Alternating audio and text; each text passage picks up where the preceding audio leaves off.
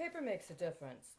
You can't back end enter into the version and change it like you can a website or an electronic edition. I mean, that includes congressional records. It happens all the time. They try to blame it on Russian or Chinese hacking. That's not what it is. I have more than one. But here is some paper, right here. See, it's a newspaper. It's dated for December 19th of 2018. Does anybody know what happened on December 19th of 2020? Did anybody pay attention? I did. Why is this interesting to me? Well, I got it for a specific reason. I was on the streets. I had this problem with my feet. You know what I'm saying? So around that time, it took a while for it to clear up, I guess you could say. But I saw this. Look at this, right here on the front page. Who's this guy? Anybody see that? See this guy? You guys recognize him? There's some information in here. But there's something else in here too. It was very, very concerning to me when I saw it. Is it this one? Right here. Same edition, but a different page. Now, the ironic thing is right here. It's one of those things where you're reading this article, but maybe your eye goes other places, like here. See this one?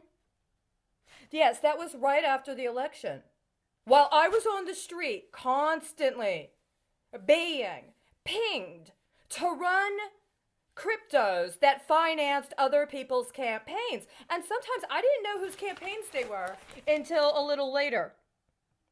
Just so you know. Now that's at the top, right? But what's over here at the side? Do you see what that says?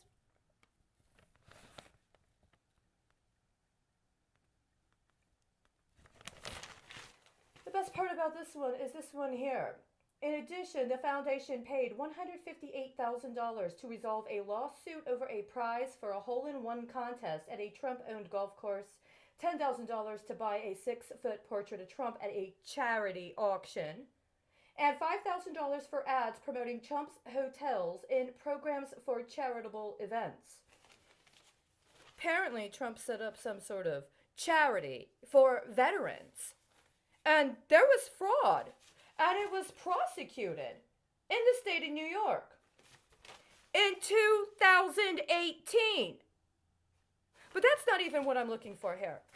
Even though sometime later, I did try to actually contact Judge Emmett Sullivan in regards to U.S. versus Flynn. About 6 months before a whole bunch of other women claiming to be attorneys started filing motions after some other judge decided to open it up without ever acknowledging receipt of mine. But that's not even what I'm looking for.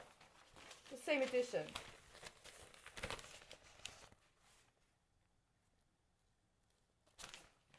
Now, this is one in a series of articles I have on paper about situations here in Texas, including how in less than a year, 3 mental health facilities that serve children were shut down because children were engaging in acts of sex abuse with other children. And the staff just wasn't doing anything about it. Now, I've already provided reportage, commentary, analysis. The most disturbing thing is that the other articles discuss how people are disturbed because now that these facilities are shut down, there's going to be a dearth of facilities to help children that have mental health problems. Not a goddamn person quoted in any of those articles said anything about how ridiculous it was. That there were healthcare facilities where children were engaging in acts of sex abuse against other children. Nobody at all was talking about the fintech going on concurrent to the telemedication, including perhaps reimbursement of multiple providers for a single telemedication session for a child. Not one damn person said anything about this the entire fucking time. Or did they? Did I? I haven't read this. What does it say? Texas child care standards are too low. Is this before or after I contacted the Veterans Commission about my concerns regarding childcare in Texas? Tony Mans and Kara Waddle want to work with the legislature to improve the system. Recent news reports sadly reinforce concerns about the alarming challenges in keeping Texas children safe in childcare. We have seen countless heartbreaking stories in North Texas and around the state about injuries to young children in childcare, including the tragic yet entirely preventable deaths of our youngest and most vulnerable Texans. The disturbing reality is that Texas childcare standards are too low, challenges in obtaining data are too high, and the need to enact change is too important to delay. Is that what you were pinging for all fucking day? Delay on standards regarding childcare? Sandwiched between a Flynn and a Trump? You are so fucking disingenuous. Every fucking one of you is completely disingenuous. Standards are too low.